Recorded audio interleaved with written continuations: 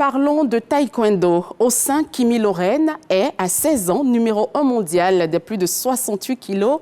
La taekwondoïste courtisée par plusieurs nations européennes a opté pour son pays d'origine, la Côte d'Ivoire, une chance potentielle de médaille.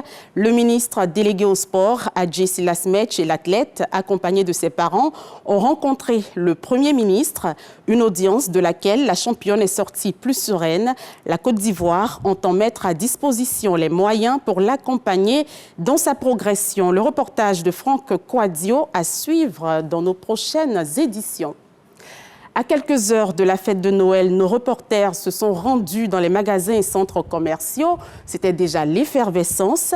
Les parents préparaient activement cette célébration, une période juteuse pour les vendeurs de jouets. C'est aussi l'occasion de se faire un chiffre d'affaires important à travers l'emballage de cadeaux. Ange Parfaite, Awa, Amidia Rasouba.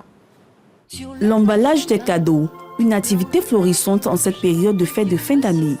Les abords des magasins grande surface ne désemplissent pas. Dames et hommes sont prêts de ranger les cadeaux de leurs clients dans des coffrets paquets aux couleurs de la fête. Oh, vive le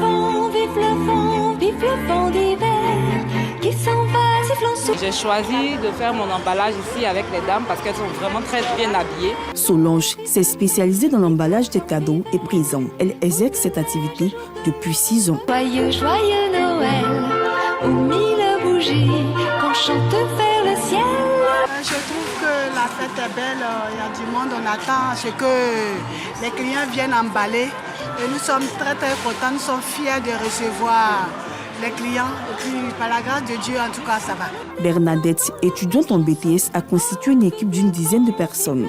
Par jour, ils reçoivent des centaines de cadeaux emballés. Le prix varie entre 500 et 2000 francs CFA selon le format du cadeau. Moi, j'ai commencé ce mois de décembre. Ça fait 2 semaines maintenant que je suis ici. Comme actuellement, je ne fais rien, donc j'ai profité de venir chercher un peu ici, le temps d'avoir un autre coin. On peut emballer 6, 700, 800, ça dépend de la clientèle. Des cadeaux bien emballés, les parents peuvent rentrer à la maison. Ils pourront créer l'effet de surprise chez leurs enfants. Je suis venue acheter les cadeaux pour mes petits-enfants. Je les emballe parce que ça fait l'effet de frufru, ça fait joli. Bon, quand on met autour du sapin bien emballé, c'est festif. Ben, j'emballe les cadeaux tout simplement à cause de la magie de Noël. Voilà. Et ça fait plaisir quand on donne un cadeau et qu'il est emballé, il y a l'effet de surprise. Parce que la personne qui reçoit ne sait pas ce qu'il y a à l'intérieur. Et c'est juste quand elle est en train de déballer, elle est contente. Et quand elle découvre son cadeau, vraiment c'est une merveille. Et pour les enfants, quand on voit les yeux pétiller, nous sommes contents. C'est juste pour ça. Ce mardi, 24 décembre, veille de la Noël, les emballeurs ne chômeront pas. Ils seront à la tâche jusque tard dans la nuit. Je vous emmène à présent à Boaké, où les espaces publics ont fière allure. Les maquis, restaurants, bars, hôtels et même les administrations ont fait leurs toilettes pour mieux accueillir les fêtes de fin d'année. Ne soyez pas surpris si vous ne reconnaissez plus certains endroits à Boaké. Le témoignage de Gervais Kwasi dans un commentaire de Corona Soro. Les fêtes de fin d'année s'annoncent avec la Noël qui ouvre le bal. Les espaces qui accueillent le public font peau neuve. Les propriétaires des maquis mettent les petits plats dans les grands. Tous les maquis renouvellent le matériel, les fauteuils. On a acheté de nouveaux appareils, des guirlandes pour vraiment annoncer les couleurs des fêtes. Les hôtels et résidences se sont également donnés fière allure. Vu les fêtes, nous avons une gastronomie particulière. Nous avons refait les chambres avec de nouveaux draps, couettes, avec un agréable parfum. La piscine a été réaménagée avec toutes les commodités pour satisfaire la clientèle. L'affluence dans les ateliers de couture et de beauté s'est accrue. Il y a de nouvelles coupes, tendances, il y a des coupes qui sont tendances qui sont là actuellement. Nous sommes déjà des professionnels, donc du coup, on sait comment contenir cette clientèle-là. Les coupes les plus demandées maintenant, c'est les coupes avec les teintures, le curly. Voilà, ça marche rapidement, quoi. On peut aussi les poses perruques. Les administrations ne sont pas restées en marge de cette mouvance des fêtes. Les locaux ont été pavoisés aux couleurs des fêtes, comme c'est le cas à la station régionale RTI Boaké. La décoration des locaux de RTI Boaké, c'est une volonté de la direction. C'est pour juste révertir la maison de sorte à ce qu'on puisse sentir la fête. Rendre la maison un peu plus belle pour marquer l'événement de la Noël.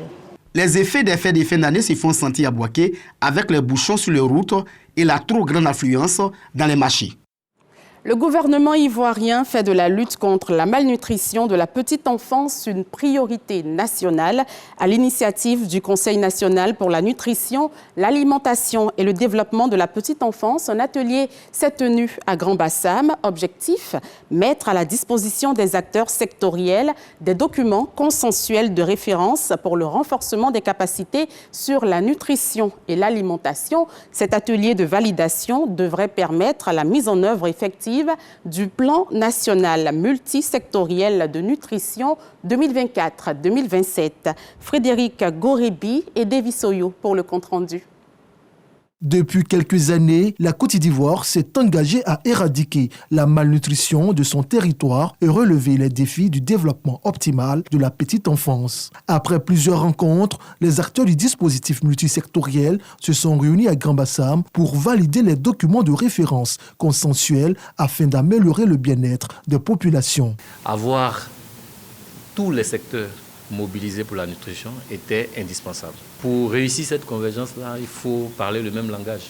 Il faut avoir donc des documents normatifs qui nous aident donc à se comprendre mutuellement.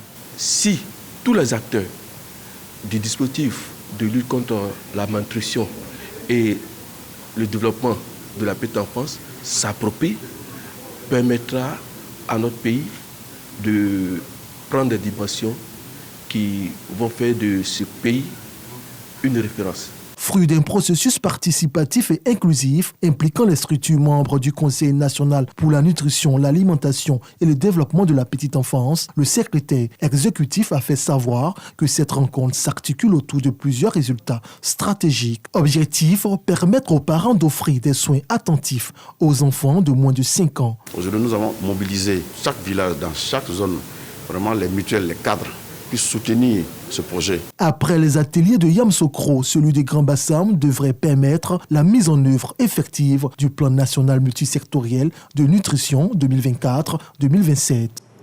Dans l'actualité, hors de chez nous au Tchad, Saleh Déby Itno est décédé ce 24 décembre. Frère cadet d'Idriss Déby et oncle de l'actuel chef de l'État, il serait décédé des suites d'une courte maladie. L'information a été donnée par des membres de sa famille et relayée par des médias tchadiens.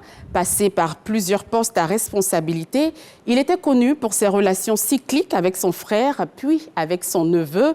Début 2024, Saleh Déby Itno avait rejoint l'opposition et a été arrêté lors du raid contre le siège du PSF qui avait coûté la vie à Yaya Dillo fin février avant d'être libéré en avril. Et puis, en France, les fidèles catholiques ont pu passer mardi aux premières messes de Noël depuis la réouverture de la cathédrale Notre-Dame de Paris, un bon moment. Réouverture dont la cérémonie officielle a eu lieu le 8 décembre dernier, après 5 ans de travaux. Fin de ce 6h30. Merci de l'avoir suivi. Joyeux Noël à toute la communauté chrétienne. Joyeux Noël aux tout petits. Agréable journée. Restons prudents sur les routes.